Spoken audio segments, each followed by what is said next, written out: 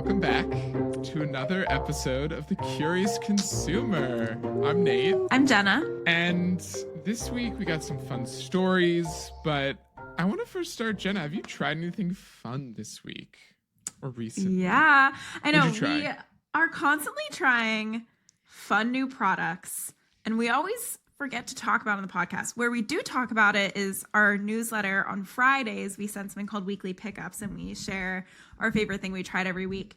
But we can add not what we will share in our weekly pickups, but another find, I think, what we'll share. We have so many in the finds. pod, Oh my God. We have so many. So yeah, I have actually, this is going to come as a shock to no one, but I've really been enjoying the Coconut Colt's new mini cups. I have too, and I was kind of surprised by it. So Coconut Colt is a dairy-free coconut cream that is packed with probiotics, kind of like similar to I thought it would be similar to a yogurt, but it's really not. And also it has way more probiotics than yogurt does. Yeah, you can't really have too much in one sitting. No, you can only have half, but so Coconut Colt has a cult following, pun intended, for their glass jars that have been around for a few years now. Yeah. But you could only have 1 tablespoon of them at a time, and they were like $10, and there were 8 servings in them.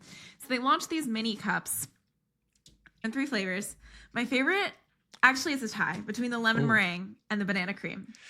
They're both so good. They are dessert. Like, I can't believe that I'm like, this is kind of a supplement. Like, it's like taking probiotics. It's live probiotic cultures hidden in this like delicious cream. It's so good. It's so good. It's like pie filling. I really like the banana one. I just love banana stuff. I was honestly surprised I enjoyed it. Yeah, because I think dairy-free yogurt has given it a bad rap, but like, because dairy-free yogurt is not always the best, although there are some exceptions to that rule also. But it's not yogurt. It's like a dessert pudding Supplement with probiotics. Crazy. So that's my answer. What have you tried this week that you're liking? Okay, a few things. So I finally tried the new David bar, the bronze bar. Yes. I really liked them. So the s'mores one is my favorite. The peanut butter one I wish was more peanut buttery, but the texture was great. It was almost a mix between the Built Puff bar and the Bear Bells normal bar. Like, ooh, so like a marshmallowy, nougaty center, and it's like thick and it takes up like the entire thing. Like, I posted a TikTok about it, and I showed a side cross section of it exactly. And I was like genuinely surprised how easy it was to eat. It wasn't too chewy. It was really a happy medium between a lot of the bars, in my opinion. And I wouldn't say it was like candy. It's like texturally, it's like a candy bar. Sure, it's not really that sweet, but I thought it was good, and it tasted a lot less like artificial. Like I was surprised how much I liked that bar. Okay, definitely want to get my hands on it. How do you feel about the fact that it's 8 grams fewer protein than the OG David bar? That is disappointing to me, especially because it's thicker. It's higher. It may be less thick, less dense because it's airier. It's more aerated. No, because an OG David bar is dense. Dense. For sure. Dense. Yeah. The other it definitely tastes like a supplement. Like it doesn't taste like a food. No, exactly. The other thing I did today is I made, I think, the most protein dense toast I've ever had. So I took Hero bread, which is 5 grams of protein a slice.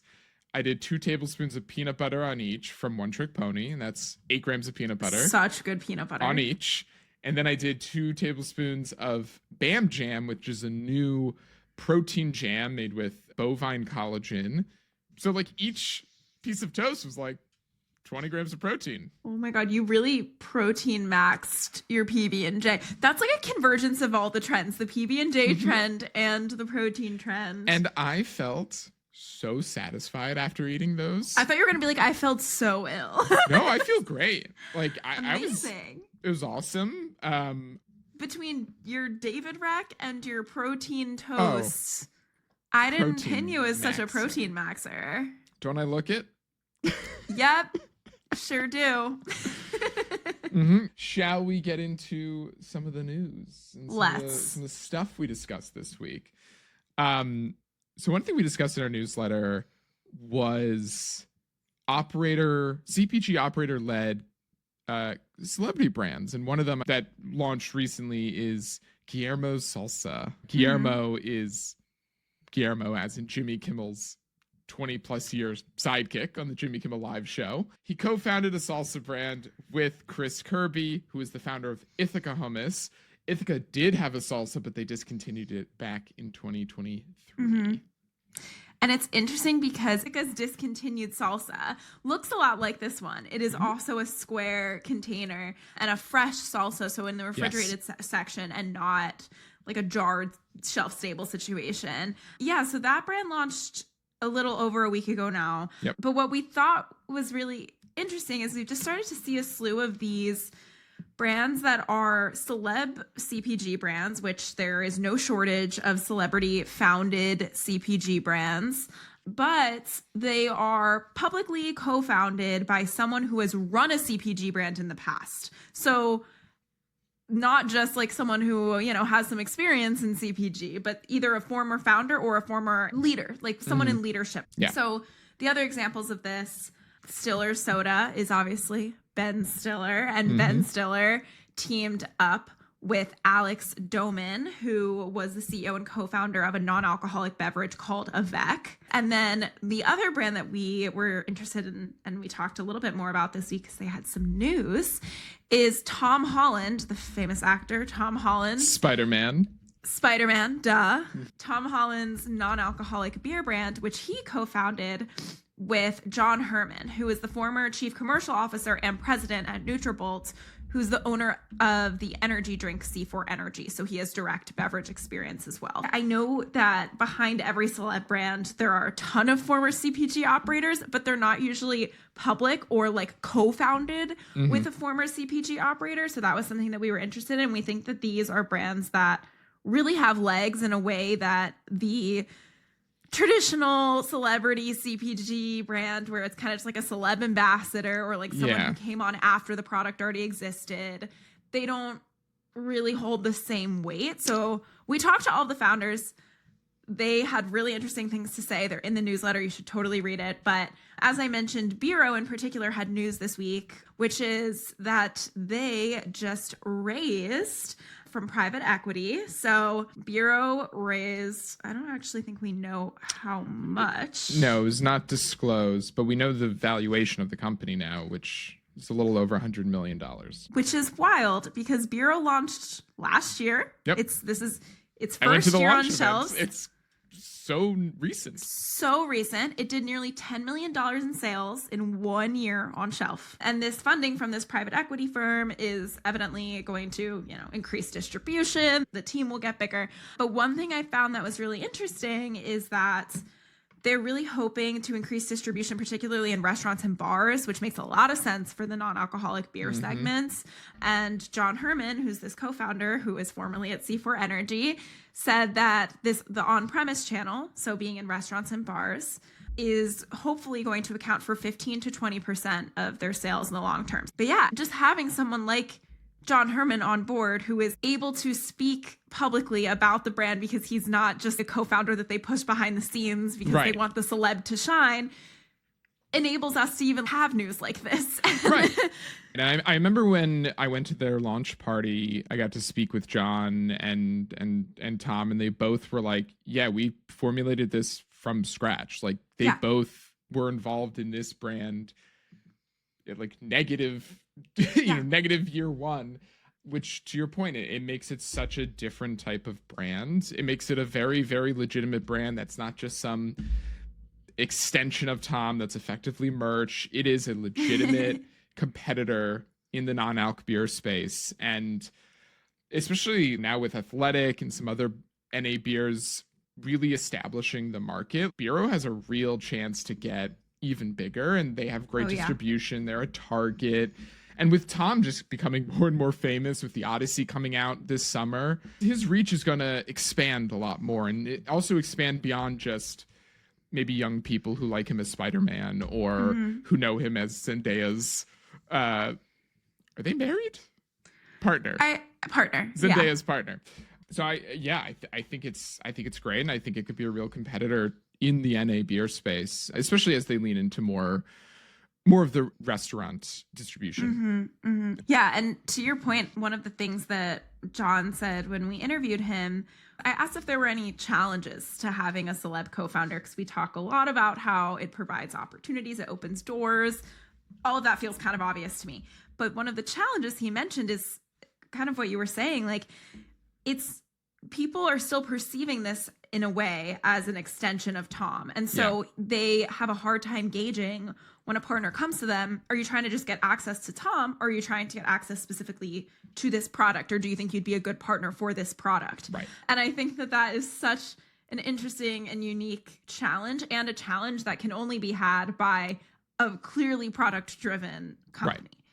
Yeah. And I don't think a lot of the people who critique these celebrity brands necessarily think about that aspect of it, where like, oh, they have the founder, so obviously they can get into any retailers, but they also just might want to meet that celebrity and get them in, and they don't realize that like they can't always do that, and the brand also needs legs on its own. And I think that's where also these ones are stronger brands, is because they can theoretically exist without the founder. And also, to your point, retailers are like so excited to get this product in because there's a celeb behind them, that the other challenge actually that Alex from Stiller's told us that sometimes these brands have is that a celeb brand demands scale immediately, because it's like, oh, Ben Stiller launched a soda and I can only find it in Wisconsin. Like that is a bad look for Ben Stiller. So it demands this scale that most products, they can try at a small scale and iterate and try again and build momentum slowly. Whereas these celeb brands have to like just out the gate be everywhere all at once, which is really hard to maintain. So as many perks as there are to having a celeb co-founder, there are also some really interesting, unique challenges. And I am grateful to the co-founders of these brands who were so transparent about them. No, that was great. And definitely check out the deep dive in our recent newsletter. We'll link it below. It's called Building the Perfect Celebrity Brand. But definitely go read it. It's really interesting. And if you have comments, please let us know. We want to learn more. Let's move on to our next story about Spindrift becoming the first beverage company to receive the non-UPF, aka ultra processed food certification this week. Jenna, I know you got to talk to our friends at Spindrift about our favorite guy over there, John. Tell us a little bit more. Sure. So I got to chat a little bit with John Silverman, who is the Senior Vice President of Innovation and Business Development over at Spindrift. He's got the best job. His job is so cool. Oh his my job God. is so cool. We'll get him on the pod at some point. We should. But I asked him kind of just why this was so important for the brand. And there are a lot of reasons. One of the most interesting things he was saying to me is that as a brand, they have been tracking I don't even want to say health trends, but health guidance forever. They're a better for you brand. This is something they care about. And I'm not going to get too much into the details of this. So there's this food classification system called NOVA. And NOVA is how people classify whether something is ultra processed or not. And NOVA is a little tricky for a consumer packaged goods product to ever fit the definition of. It's really hard to make a product that is commercially viable, is packaged, and checks off every mark that makes this count as a non-ultra processed food, because there is some processing that is going to go into a product that lands on a shelf. There just is. And so that has been challenging to them, because they're like, we know this is better for you. Spindrift is only made with fruit juices. So it's not made with any non-nutritive sweeteners. It's nothing artificial or funky. It's just made with fruit juices. But they have to do things to the fruit juice to get it in there. So the other thing about Nova, fun fact, is that anything carbonated is technically an ultra processed food, because the process of carbonation is a process. And so I know. So Spindrift is already a non-GMO brand, and the people behind non-GMO classification are those who actually made the non ultra processed food, non UPF verification. Mm-hmm. So they've been long term partners of the non GMO folks, and they heard that they were starting this non UPF classification and got in touch. And this is a way more approachable classification than Nova food classification is for specifically CPG products. The goal being that brands can actually put non UPF on their packaging. Right. So this is something that Spindrift has been doing forever. They don't make their sparkling waters or sodas from any concentrated juice, no non-nutritive sweeteners, but they had no good way of communicating that. And so non-UPF verification is validating this thing that they've always been doing. And now they have kind of some words that they think will resonate with people more than just being like, we use real fruit juice, which a lot of people claim, and they also use other things or whatever it is. Yeah. One thing that I find very interesting about this too is like Spindrift is owned by private equity currently, and there's a lot of discourse around brands being scooped up and run and acquired by private equity. Yes. It's very interesting that like this doesn't feel like a PE move. This feels very like a natural extension for this brand, whether they're owned by PE or not. Spindrift feels like a very good example of a brand that's not being quote unquote ruined by a PE acquisition. Yeah. This seems like a very notable addition to the brand that feels very in line with their mission and their goals. I agree. It's really interesting. And this is, as we said, the first beverage with this verification because it's brand new. There were 16 other brands within the pilot program. And we're going to start seeing this on packages. So you will see, and where you, like next to where you see maybe non-GMO, organic, all of those little icons of certifications, you will also start to see non-UPF. And something else I asked John, because I was like, well, do consumers even know or care about this? And he was like, I don't know yet, basically. But we want to be at the forefront when they do start to care, first of all. And the balance with this is he wants non-UPF to still be exclusive enough that only certain brands can achieve these standards, but he also wants other beverage brands to get verified so that it becomes a movement and people are seeking out these products. Because if they're the only brand that ever gets verified, no one will ever know it exists. So it's one of those interesting early mover problems. But yeah, just very cool to watch out for this verification. I will like asterisk that any verification, brands have to pay for them. These organizations make a lot of money on brands meeting these standards. So I don't know how they shift around those standards so that they're easier to meet or harder, whatever it is. Yeah. I can't speak to any of that. So that's like a caveat, I guess I would say, with these verification programs. They're not as simple as some like holy figure coming down and being like, I bless this product non-UPF. They're monetized. Crazy. So that's something to keep in mind. But yeah, if you buy their soda in stores tomorrow, you should see the non-UPF verification logo on there. It's not going to be their sparkling water yet, but they're prioritizing soda which line. Also makes sense. Yeah. So very interesting to speak to an early mover in this. But yeah, if we want to move on to the next story. Would love to move on. This one is it sounded so sassy. Okay. So this is not an edible story. It's a smelly story though. So we got lots of those. We got so many smelly stories. So H&M and e.l.f. partnered to launch a fragrance. So this is actually e.l.f. Cosmetics' first fragrance line and H&M's first like branded collaboration on a fragrance line that they're selling in store. But I just think it's so interesting that e.l.f. hasn't entered into the fragrance category yet, being that it's one of the fastest growing categories within beauty is fragrance. We are seeing everybody and their mother launch a fragrance line. Athena Club, which is a shave and body care company, they just launched a whole fragrance, what they're calling a wardrobe line of products. The hair and body mist, but they're calling it a fragrance wardrobe. And like, and e.l.f. has touched every category of skincare and beauty. They've duped a ton of different brands. But I do think like with both of these brands mass market appeal. H&M also seems to be trying to appeal to a more trendy audience based off some of their runs recently. I mean, both of these have very big mass market appeals. So I do think H&M as an early partner for them is pretty smart, and they look good. Like the actual packaging is like glass. They look nice. I'm betting that this year we'll see e.l.f. come out with like their own line of I think so too. A variety of fragrances. I think they probably won't do colognes, but they'll probably do a hair and body mist. I could even see them doing like a room spray. That would be a pivot for them. I will say the thing that surprised me about the e.l.f. fragrance the most actually is that the packaging is really like luxe looking.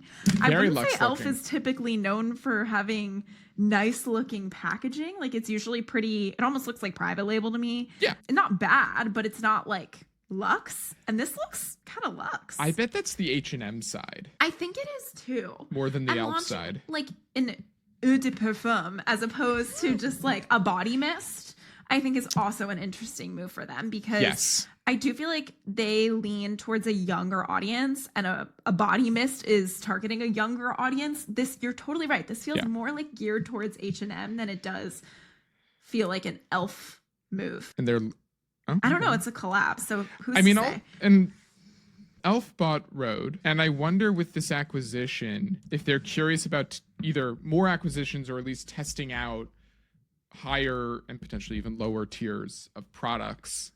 Because if they wanted to start, quote unquote, duping higher end fragrances or higher end skincare and beauty, which they kind of already have, but like higher end than what they already have, like they have Supergoop dupes and La Roche-Posay, and I could see them going higher and maybe creating another brand for that or acquiring another brand and expanding that. I think that'd be very interesting for them, and especially with fragrance just continuing to be on the rise, and especially with men and skincare for men. I think e.l.f. should start going into that category. I think the market headwinds are there. I think they also have just the tailwinds of them as a company. They have the money, they have the distribution, they have the retail relationships, they have the manufacturing relationships to start to play around with other categories within beauty and skincare that they haven't touched yet. I think you're right. And on the fragrance note, well, actually, technically a supplement company launched its fragrance into Ulta this week. And I'm mentioning this also because Ulta had larger news this week as well. So there is a company called The New Company, which is launching its mood boosting fragrances at Ulta because apparently the actual fragrances are also supplements that make you happier. Okay, I will say their fragrances smell excellent. Yeah, I want to try them. I'll go to Ulta. Go to Ulta. They do smell really good. The mood boosting side, sure, Jan. Well, I feel like things that smell good boost my mood. I don't know. Right. We don't need to like even make the functional claim, but it's smart of them to make the functional claim because this allows this product to sit both in the fragrance aisle and in Ulta's new wellness aisle as a functional fragrance or as like almost like a supplement. So that really plays well this week because Ulta Beauty just piloted wellness shop in shops. So little sections of their stores that are just wellness stores. They're piloting them only in 4 stores right now, but I have a feeling this will be a concept that is tested, does really well. 1,000%. And expands. And these are just for Ulta's quote unquote wellness products, which at this point, I don't know if I can tell the difference between wellness and beauty products. And I don't think anyone wants us to be able to tell the difference between wellness and beauty. No. What's the difference between a silk pillowcase and a moisturizer?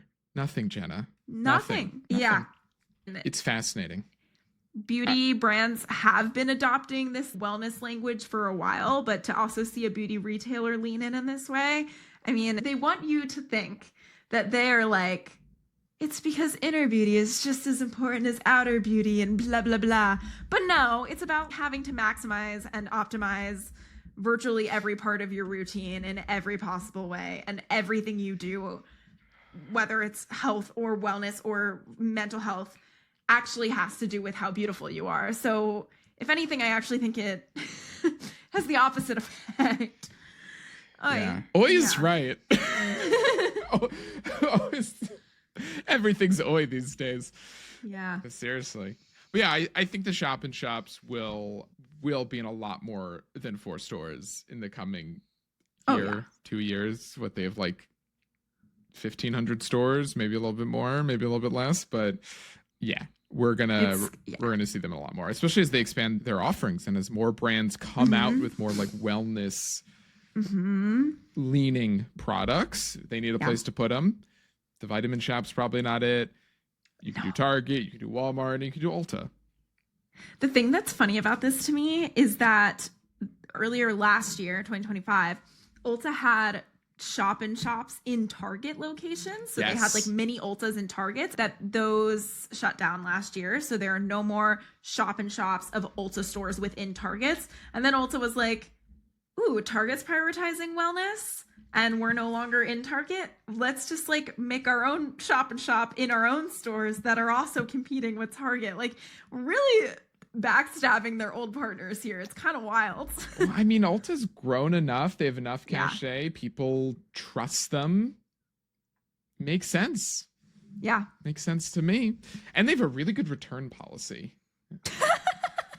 No, I went there. They're like, oh, if you want to try this, you can open it, you can use it, you can return it. What were you buying? Shampoo. Did you get something good? No. I've been using so California. You returned it. I didn't buy anything there. I've been using California Naturals. I also am using California Naturals. I really like their stuff. Me too.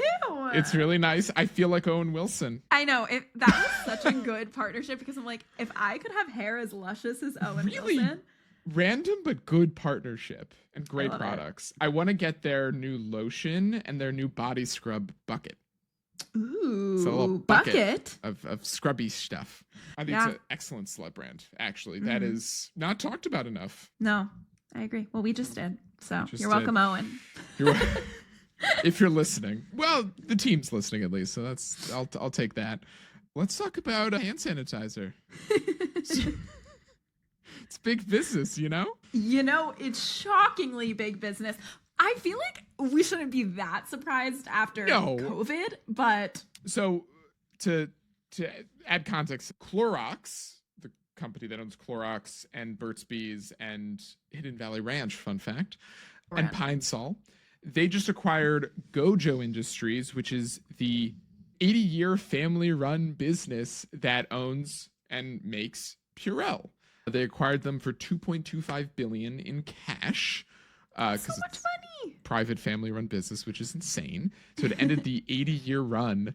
It was founded in 1946 in Ohio, and they're best known for Purell.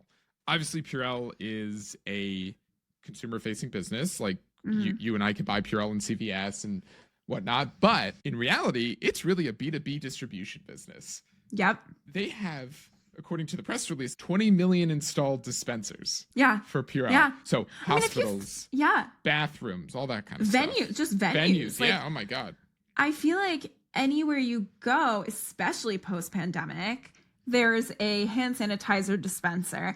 And I didn't even think about this until I went to the bathroom today. Oh, good for you. Thank you. In a public restroom, how brave. And the soap dispenser was Gojo. It wasn't Purell. Oh, it was Gojo. It was Gojo branded. Fascinating. So they also own soap dispensers. And this was also out of business. So like, you don't think about how big of a B2B business it would be. Whoa. No, that was too many B's. You don't think of how big of a B2B business this could be. I'm keeping this in. This is amazing.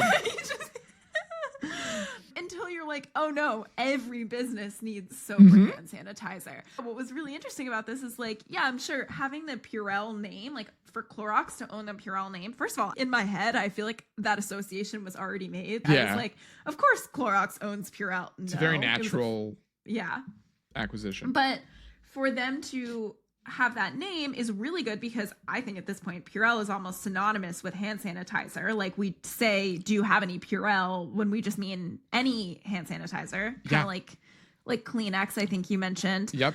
And Band-Aid. Band-Aid is a brand, not a product. Totally. It's Band-Aid bandages. And they're all so close to becoming genericized, which basically just means that your brand name has become so ubiquitous and used to mean the product. I mean, it's a huge deal for them to own, again, a company that has so much name recognition in the cleaning space for Clorox. That's great. But also the fact that they can capitalize on this B2B network is huge. Like, oh, yeah. That is probably a lot of the reason that they spent $2.2 billion on it. Mm-hmm. I mean, I think they want to do Hidden Valley Ranch dispensers in all bathrooms. Nate, that was actually really funny. Thank you. We're all trying to wash our hands with ranch. I love ranch. And like, look.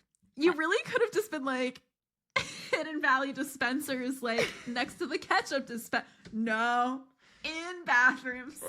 Where else would you put a dispenser? Come on. What do you mean, like a ketchup dispenser?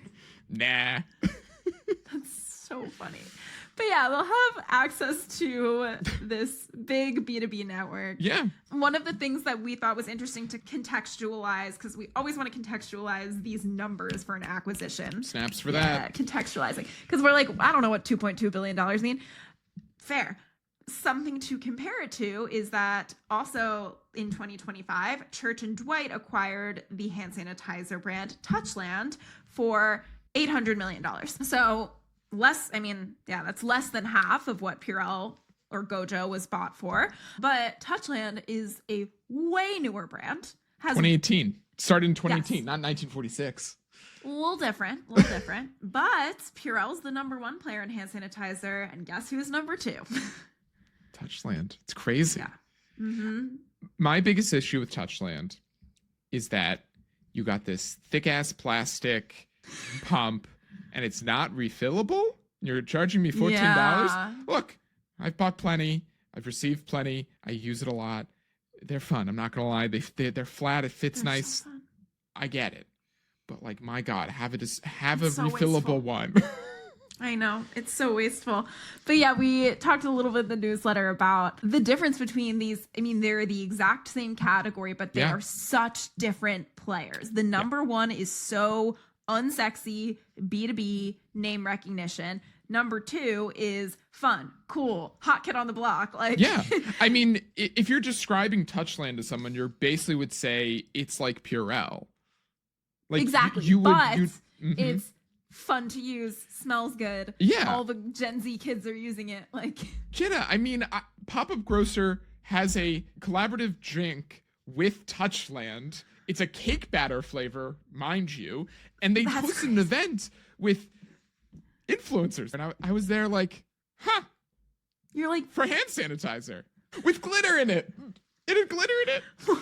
we've Jenna, lost the plot. I mean, I got back and I was like, I just went to a fancy grocery store for an event with a bunch of influencers to promote a collaborative coffee drink with a hand sanitizer company. Mm-hmm. That is cake batter flavored. And that's your utopia name. Honestly, it is. Touchland has been able to associate itself so much with its scents and its like cultural cachet that you're not like, wait, a hand sanitizer drink sounds like I'm drinking pure isopropyl alcohol. Like, granted, Air One did do that vacation smoothie collab, and it is supposed to taste like the vacationing sunscreen. But the vacation is supposed to taste that's like... so confusing. It's very confusing. This world is crazy. We're done for. It's the end of times. Well, it is, but that's separately.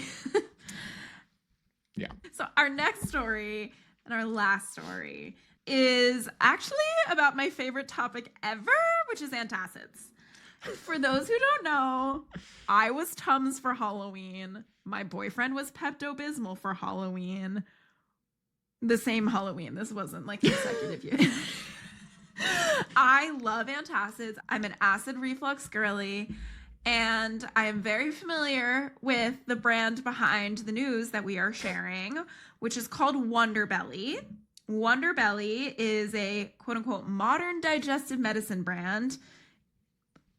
In other words, they make quote-unquote clean versions of Tums, Gas X, belly medicine, and they brand it cuter. It's the same active ingredients, Yeah. but without artificial dyes, sweeteners, Right. or some other Like- added things.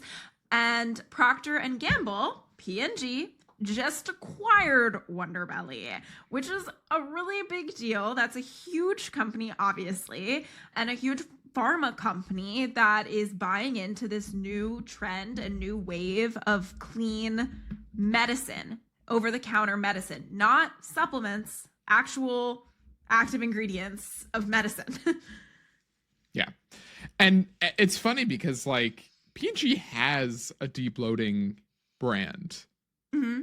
And P&G has a lot of brands that aren't in this clean medicine world. So this is an early foray into this space that more people are wanting. I mean, we're seeing it in food and bev, and we're starting to see it more in, obviously, in the supplement space, but now in the over-the-counter med space. There's brands like Genexa, I think is how you pronounce it. They have Genexa. Mm-hmm. Genexa. They have like acetaminophen and those kind of meds, but quote unquote cleaner.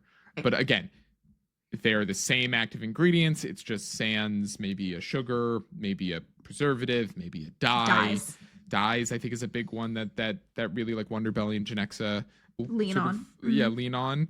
The Wonder Belly debloating and gas has simethicone in it. Simethicone is the main ingredient in Gas X, or the over-the-counter Gas X that you buy at Target that I have pills of in all of my bags because I try everything and my tum-tum hurts all the time. So relatable. But I will say, the Wonder Belly flavors, they're pretty good. I like them better than Tums, except the candy-coated Tums. I love those. Wait, I love Tums smoothies. I love the smoothie flavor of Tums. I love Tums. I am a Tums purchaser. I will continue to purchase Tums, also because they are much cheaper than Wonder Belly. But Wonder Belly is a very cute alternative for people who care about dyes and some of these other synthetic ingredients. I think something to note here is that this is going to be a burgeoning category, as we said, of these clean over-the-counter medication dupes. A thing to watch out for is that the term clean is not FDA regulated. So brands can just use that if they want and maybe not really change the product that much. You're kind of just buying into like the lifestyle. It's marketing. Same active ingredient, just exactly. But it'll be similar to, this is a very similar play to how big food is now acquiring better for you brands. So like Pepsi buying Siete, like it's the same thing, just in the pharma aisle. And for P&G, it's going to give them a lot of credibility with younger, health-conscious consumers. Yeah, the hip and they kids. won't have to reformulate any of their existing legacy brands that are like they have that I am for Halloween. And for Wonder Belly, it means massive distribution muscle and so many resources to scale. So I have a feeling we're going to be seeing Wonder Belly everywhere now. Oh, and they're probably going to expand into a lot of different, more products. Hopefully it'll get cheaper, though P&G probably will be able to get the ingredients for a lot less and then still charge $14 for a couple pills and have a great spread right there. Good margins. I'm sure. Power of branding. Oh, yeah, power branding. But yeah, I think we'll see a lot more of this either through acquisitions and new brands launching, but I'm sure that to produce and get these active ingredients is a challenge in it of itself. So I could see like a P&G or another competitor even like incubating this stuff in-house in some capacity. I used to work at a branding agency that worked with Reckitt Benckiser. We were doing work for them incubating their own, like, I'm going to say quote unquote better for you, cleaner, whatever, gummies, pills, yada yada. So I think we'll see a mixture of both, especially because probably producing these products could be difficult, more difficult than like a supplement, which there's a ton of manufacturers, and food, there's a ton of manufacturers and suppliers. And no regulation.